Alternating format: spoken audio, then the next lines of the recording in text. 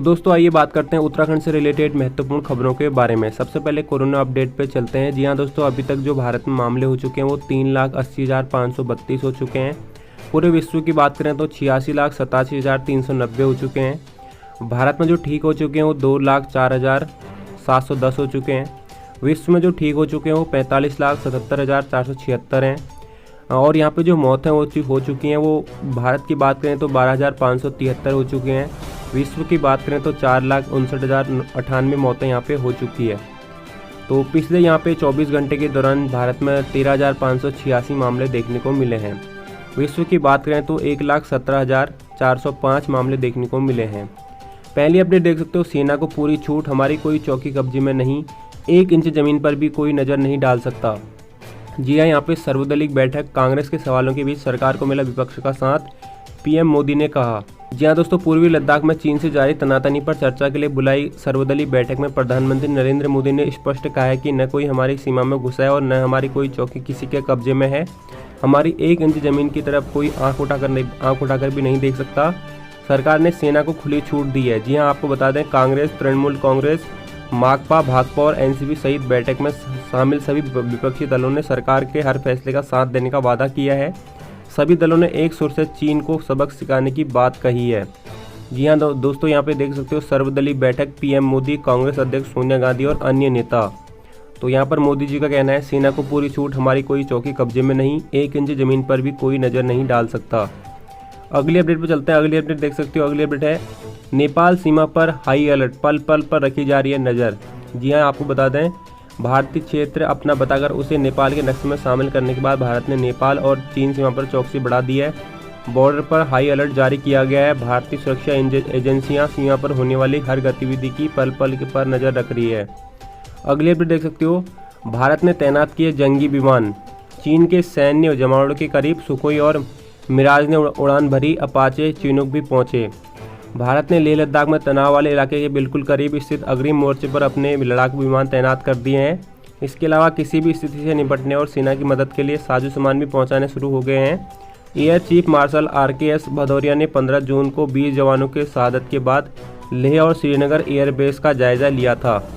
तो यहाँ पर देख सकते हो, सीमा के पास शुक्रवार को वायुसेना के हेलीकॉप्टर उड़ान भरते दिखे। तो अगली अपडेट पर चलते हैं।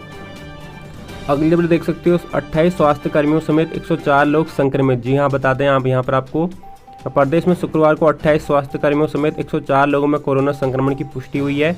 इन्हें मिलाकर प्रदेश में संक्रमित मरीजों की संख्या 2206 पहुँच गई है। संक्रमित स्वास्थ्य कर्मियों में 17 दून, 11 टिहरी के बताए जा रहे हैं। जी हाँ दोस्तों, यहाँ पे चिंताजनक, उत्तराखंड में 2206 पहुँच गई है संख्या। इसके अलावा देख सकते हो, अगली अपडेट है, सुरक्षा बलों ने कश्मीर में 6 और आतंकी किए ढेर। जी हाँ, आपको बता दें, कश्मीर घाटी के पुलवामा और सोफिया में 30 घंटे से ज़्यादा चली मुठभेड़ में सुरक्षा बलों ने 6 और आतंकियों को मार गिराया है। मारे गए आतंकियों से हथियार और गोला बारूद भी मिला है। इससे पहले बृहस्पतिवार को इन दोनों जगहों पर एक आतंकी मारे गए थे। 2 दिन में 8 आतंकी ढेर हुए हैं। 30 घंटे से ज़्यादा चली दोनों मुठभेड़ों में 8 आतंकी मार गिरे हैं। अगले अपडेट देख सकते हो, डंपर खाई में गिरने से 3 की मौत, 5 लोग घायल। भृगखाल निसणी मोटर मार्ग पर डंपर खाई में गिरने से 3 लोगों की मौत हो गई है, 5 लोग घायल हो गए हैं। यमकेश्वर तहसील के राजस्व उप निरीक्षक विदेश तोमर ने बताया कि इन दिनों भृगखाल निसणी मार्ग पर PMGSY सिंचाई खंड कोटद्वार की ओर से चौड़ीकरण का कार्य किया जा रहा है। बृहस्पतिवार रात को डंपर चालक समेत कुछ श्रमिक स्थानीय लोग भृगखाल की ओर आ रहे थे, तभी निसणी के पास अचानक डंपर 60 मीटर नीचे खाई में जा गिरा।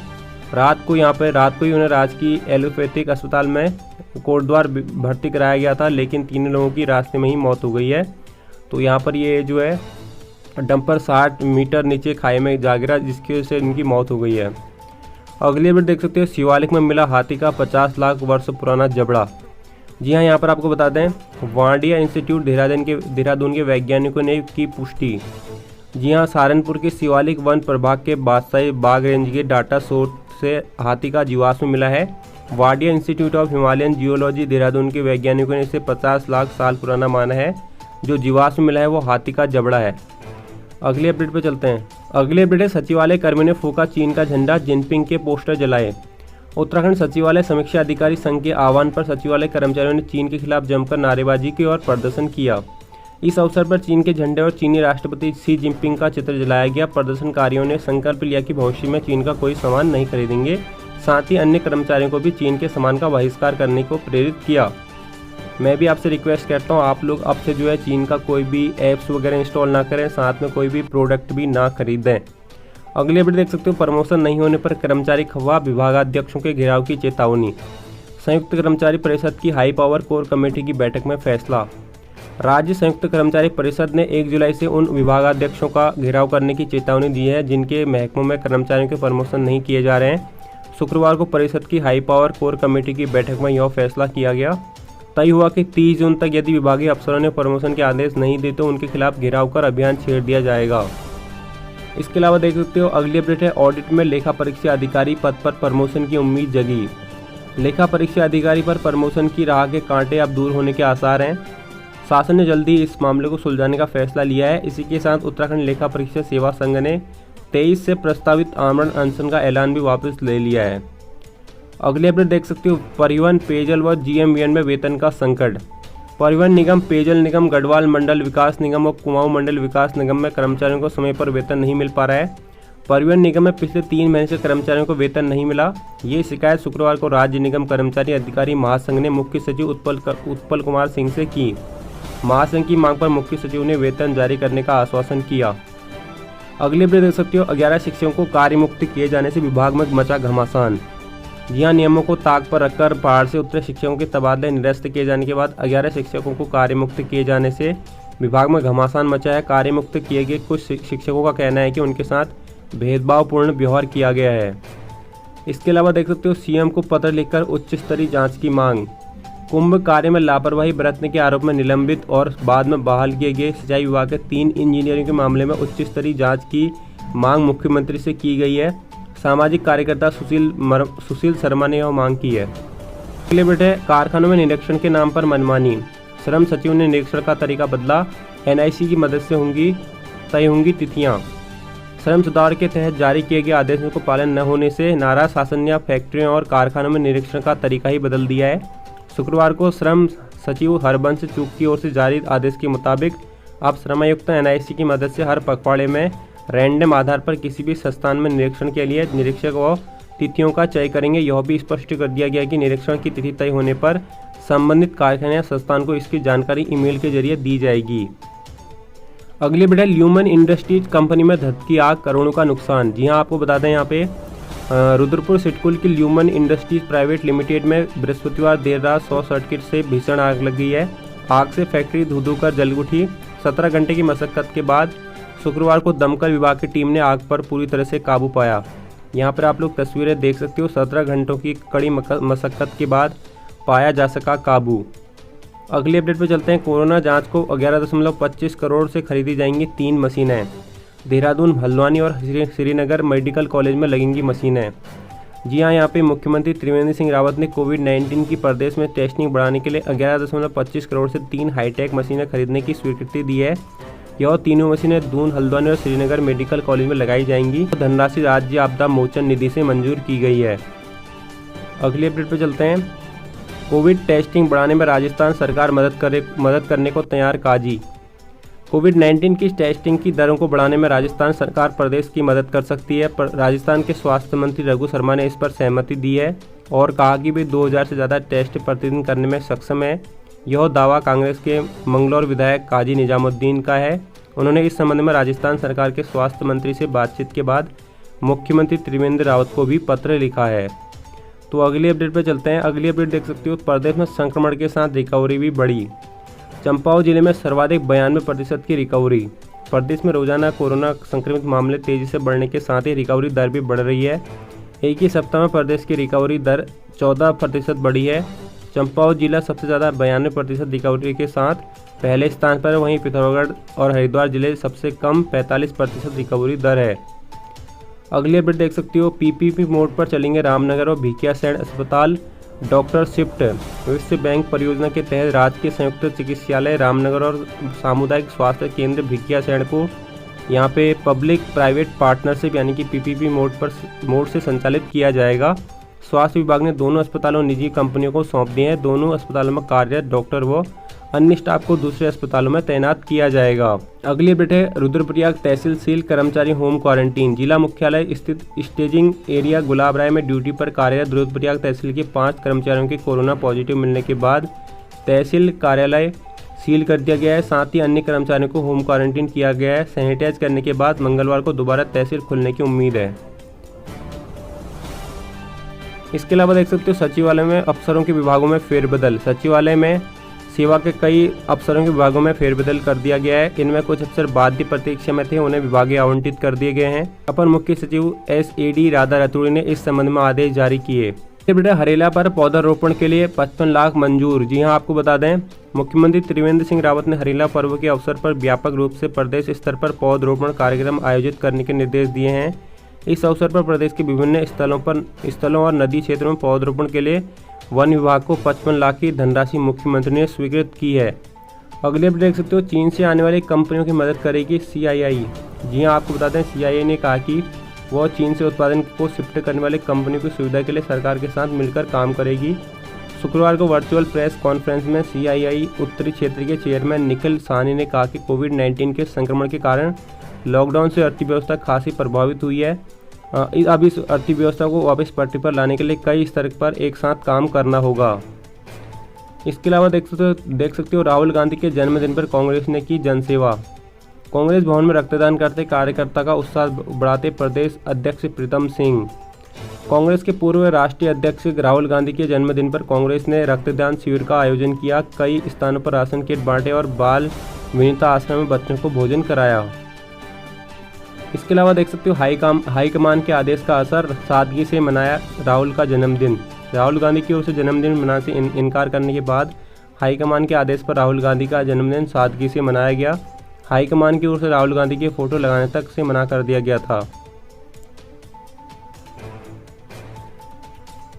अगली अपडेट है 1465 करोड़ से हर घर में पहुंचेगा पानी। जल जीवन मिशन के तहत इस वर्ष खर्च होगी राशि। सीएम ने मिशन को शीर्ष प्राथमिकता पर रखने के दिए निर्देश। जी हां दोस्तों, हर घर पर पेयजल कनेक्शन से जोड़ने के लिए जल जीवन मिशन के तहत इस वित्तीय वर्ष 1465 करोड़ रुपए खर्च होंगे। प्रदेश सरकार ने वर्ष 2024 तक हर घर तक पेयजल आपूर्ति मुहैया कराने का लक्ष्य रखा है। मुख्यमंत्री त्रिवेंद्र सिंह रावत ने इस मिशन के तहत होने वाले कार्यों को शीर्ष प्राथमिकता रखने के निर्देश दिए हैं। इसके अलावा देख सकते हो चीन कभी भी भरोसेमंद नहीं रहा देव। यहाँ पे 1962 के जंग में बहादुरी से मोर्चा रहने वाले कैप्टन प्रहलाद सिंह देव ने साझा की यादें। यहाँ पे गलवा घाटी में चीन की हिमाकत से शहीद हुए भारतीय सैनिकों को शहादत ने कैप्टन प्रहलाद सिंह देव के भीतर की फौजी को फिर जगा दिया है। जंग के मैदान में 58 साल पुरानी स्मृति उनकी जहन में ताज़ा उठी है। साथ ही चीन की धोखा देने की पुरानी प्रवृत्ति पर भी उन्हें याद आई है। अगले अपडेट देख सकते हो, कौतिक फाउंडेशन ने विमान से भेजे 184 फंसे प्रवासी। जी हाँ, यहाँ पे करीब 3 महीने से मुंबई और पुणे में फंसे उत्तराखंड के लोगों के लिए कौतिक फाउंडेशन मददगार बनकर सामने आया है। कौतिक फाउंडेशन अन्य समाजियों की मदद से शुक्रवार को उत्तराखंड के विभिन्न जिलों पर 184 प्रवासी विमान के जरिए सकुशल देहरादून पहुँच गए हैं। अगले अपडेट पर चलते हैं। अगले अपडेट यहाँ पे देख सकते हो, किराया दोगुना कर बढ़ाए लोगों की मुश्किलें कलेर। आम आदमी पार्टी के प्रदेश अध्यक्ष SS कलेर ने प्रदेश में बसों का किराया दोगुना किए जाने की पर निंदा की है। कहा कि पहले ही आर्थिक समस्या से जूझ रहे हैं आम जनता के लिए इससे मुश्किलें बढ़ेगी।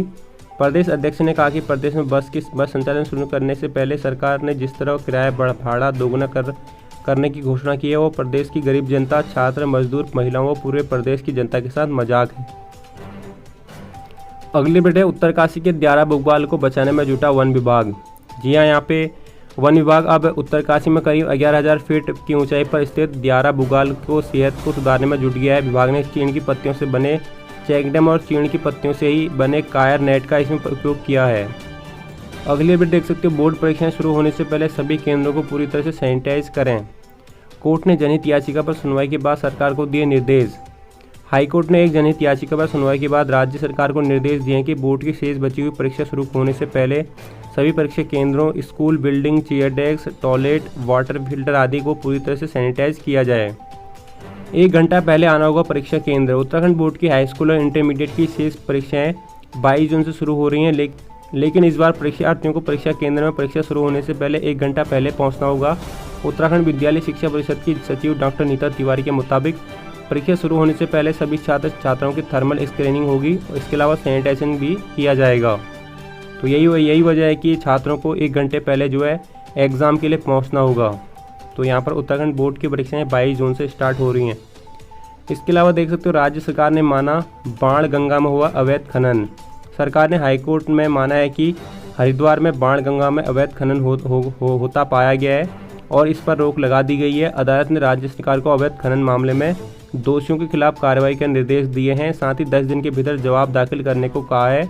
मामले की अगली सुनवाई 30 जून को होगी। इसके अलावा देख सकते हो खेत पर गए युवक की संदिग्ध हालत में मौत।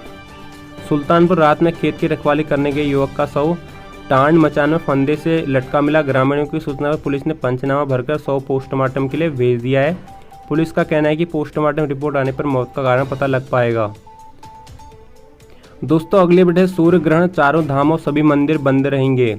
जी हाँ, यहाँ पे सूर्य ग्रहण के कारण चारों धामों बद्री, केदार, यमुनोत्री, गंगोत्री के कपाट सहित अन्य सभी मंदिर शनिवार रात 10 बजे से बंद रहेंगे। इस दौरान मंदिर में लगने वाला भोग और पूजा सब बंद रहेंगे। जी हाँ दोस्तों, 25 साल पहले भी छाया था अंधेरा। 25 साल पहले 24 अक्टूबर 1995 के दिन भी अंधेरा हो गया था। कुछ देर के लिए ऐसा लग रहा था मानो रात हो गई है। ऐसे में 21 जून को लगने वाला सूर्य ग्रहण पुराने ग्रहण की याद ताज़ा करेगा। इसी दिन सूर्य कर्क की रेखा के ठीक बीच में होगा। इसी वजह से यह साल का सबसे बड़ा दिन होगा। तो ग्रहण के दौरान भगवान की मूर्ति का स्पर्श, भोजन आदि का कार्य नहीं करना चाहिए। ईश्वर का जप, गंगा स्नान, दान करें। तो यहाँ पर कल जो है ग्रहण लगने वाला है। इसके अलावा देख सकते हो पुलिस सुरक्षा में खुले टेंडर। नगर निगम में ठेकेदार पर हमले के अगले दिन सड़कों के टेंडर खोलने की प्रक्रिया पुलिस की मौजूदगी में संपन्न करानी पड़ी। शाम तक करीब 80 लाख के टेंडर खोल दिए गए। अगले भी देख सकते हो डंपिंग जोन में भू धंसाव, यमुना का प्रभाव बंद होने का खतरा। जी हाँ, यहाँ पे यमुनोत्री हाईवे पर कुतनौर के पास बने ऑल वेदर रोड के डंपिंग जोन में भू धंसाव से यमुना नदी का प्रवाह अवरुद्ध होने का खतरा बढ़ता जा रहा है। मानसून सीजन में बढ़ते खतरे को देखते हुए स्थानीय लोगों ने डंपिंग जोन में सुरक्षा कार्य कराने की मांग की है। इसके अलावा देख सकते हो अगली अपडेट है दुल्हन को प्रेमिका बताकर कार के आगे लेटा युवक। झबरेड़ा विदाई के समय कस्बा निवासी एक युवक दुल्हन को अपनी प्रेमिका बताकर उसकी कार के आगे लेट गया। युवक की हरकत देख दुल्हा पक्ष के लोग, रिश्तेदार भौचक्के के रह गए। मोहल्ले के लोगों ने किसी तरह युवक को वहां से हटाकर दुल्हन की विदाई कराई। वहीं दुल्हन के परिजनों की ओर से पुलिस को तहरीर दी गई है। अगली अपडेट देख सकते हो खनन पर लगाई 2 दिन के लिए रोक। क्षेत्र की कोटद्वार से खबर है, क्षेत्र की ग्वालगढ़ और सुकरू नदी पर चल रहे रिवर ट्रेनिंग और चैनलाइजेशन में खामियां मिलने पर तहसील प्रशासन ने 2 दिन के लिए खनन कार्य पर रोक लगाया है। इसके अलावा देख सकते हो कर्णप्रयाग जंगलों में भड़की आग बेकाबू। जी हाँ, यहाँ पे शुक्रवार को चमोला और सिमल्ट के साथ ही राड़की, मजियाणी, सुंदर गांव के जंगलों में आग भड़क उठी है। आग से चीड़ के पेड़ पौधे और घास जलकर नष्ट हो गई है। सूचना पर वन विभाग के कर्मचारी चमोला और सिमल्ट में आग बुझाने के लिए मौके पर पहुंचे हैं, लेकिन आग बेकाबू होने के कारण वह बुझा नहीं पाए। इसके अलावा देख सकते हो देवाल में 2 घुरड़ को जहर देकर मार डाला। ब्लॉक के मेलखेत गांव के खेतों में मृत मिले 2 घुरड़ को जहर देकर मारा गया था। पोस्टमार्टम रिपोर्ट में इसकी पुष्टि हुई है। पोस्टमार्टम रिपोर्ट के आने के बाद वन विभाग ने दोनों घुरड़ों के शवों को शिवालकोट के वन परिसर में जला दिया। अगली बार देख सकते हो नैनीताल चाचा की ही गाड़ी की टक्कर से मासूम की मौत। नगर के समीप थापला गांव में अपने ही चाचा की पिकअप की चपेट मारने से शुक्रवार को प्रधान के इकलौते पुत्र की मौत हो गई है। जानकारी के अनुसार नगर के समीपवर्ती थापला गांव की ग्राम प्रधान नीमा देवी पत्नी दीपक सिंह नेगी का 1.5 वर्षीय पुत्र दीपू शुक्रवार को आंगन में खेल रहा था।